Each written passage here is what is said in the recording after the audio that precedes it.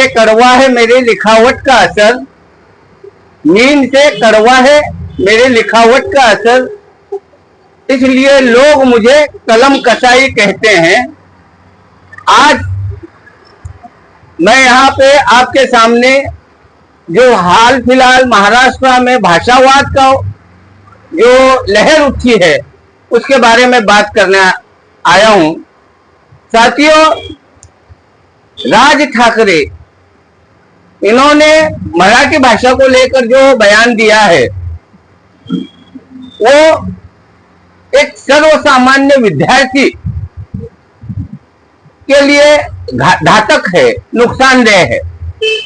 जिंदगी एक स्कूल है, यहाँ जो कुछ मिलता है वो सीखना चाहिए। जबकि हम कुछ सीखना चाहते हैं, हम हिंदी भाषा का ज्ञान लेना चाहते हैं, कन्नड़ भाषा का ज्ञान लेना चाहते हैं, तो ये हमें रोक नहीं सकते। जबकि हिंदी ये राष्ट्रभाषा है, हम मराठी का सम्मान करते हैं, हम मराठी की बहुत इज्जत करते हैं। मराठी जब जरांगे ने एक मराठा लाख मराठा का नारा लगाया तो उस वक्त सिर्फ मराठा नहीं थे, वहां पर जो भी लोग उन्हें पाठिंबा दिया, जो उनको सपोर्ट किया, वो मराठा था, मराठी था। मराठा नहीं था, मराठी था। क्यों? तो उसमें मुसलमान भी थे जो मराठी बोलते थे। मुसलमानों में मराठी के बड़े बड़े साहित्यकार गए हैं।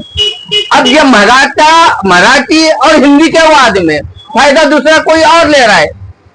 हमारा एक आमदार है जो इतना ही है, वो इतना ही आमदार है, उसका कहना है कि ना मस्जिदों में अजान मराठी में दो। अरे बाबा, पहले तू और उसका आगे का कहना है कि मेरा डीएनए मुंबईच्या मराठीचा आहे। अरे बाबा, तुझ्या डीएनए आहे ना राणे साहेबांचे आहे का फडणवीस साहेबांच्या अगोदर ते ठरव, नंतर आहे ना मुंबईची मराठी आहे का महाराष्ट्राची मराठी ते सांग। सिर्फ राज ठाकरे के इस बात को लेकर जातीय रंग देने का काम भाजपा कर रही है, जो गलत है। इसलिए मैं राज ठाकरे और उद्धव ठाकरे को मुबारकबाद देना चाहूंगा। तो सबसे पहले जब ये दो भाइयों में फूट हुई थी तो सबसे पहले जो नाराजगी जताई थी वो मैं था कि दो भाइयों में टूट गई शिवसेना, पूरा बर्बाद हो गई, ये मेरा कहना था। आज तुम मिल गए हो, बाला साहेब ठाकरे की शिवसेना जिंदा रखना है तो बाला साहेब ठाकरे के उसूलों पे चलो।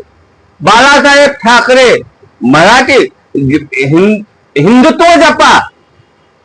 जपा, मराठी जपण्याची गरज नाही, हिंदुत्व जपा हे म्हणत होते। और ये बोलते हुए उन्होंने मुसलमानों को भी अपने करीब किया था। वो काम तुम करो। अगर सिर्फ मराठी लेंगे, बच्चों को मराठी के साथ हिंदी, कन्नड़, तेलुगु, जो अपनी हिंदुस्तानी भाषाएं हैं वो सीखना जरूरी है। क्यों? तो आज हम महाराष्ट्र में हैं, मराठी बोलेंगे, कल हमारे बच्चे कहीं आंध्र में जाए, कर्नाटक में जाए, उनको स्थानिक भाषा न आए तो जो आज आप यहाँ कर रहे हैं वो कल हमारे बच्चों के साथ वहां होगा, तो उस वक्त आपको पे क्या बीतेगी। इसलिए भाषावाद छोड़ो, जातिवाद छोड़ो।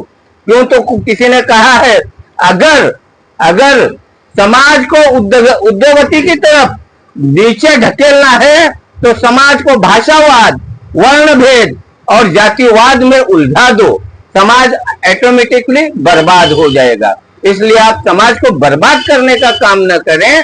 सिर्फ समाज के नौजवानों को रोजगार कैसा मिलेगा, समाज का नौजवान, हमारा जो महाराष्ट्र का मराठी बोलने वाला, चाहे वो हिंदू हो, मुस्लिम हो, दलित हो, कोई भी हो, हमारा नौजवान जो है ना नौकरी नहीं मिलने की वजह से दूसरे राज्यों में जब भटक रहा है, वो हमारे राज्य में कैसा सर्विस करेगा, उसे यहाँ पे काम कैसे मिलेगा। यह आप सोचो, आप राजकारणी है, आप सोच के वो कदम उठाओ, न कि है ना समाज को भाषावाद, जातिवाद में उलझाओ।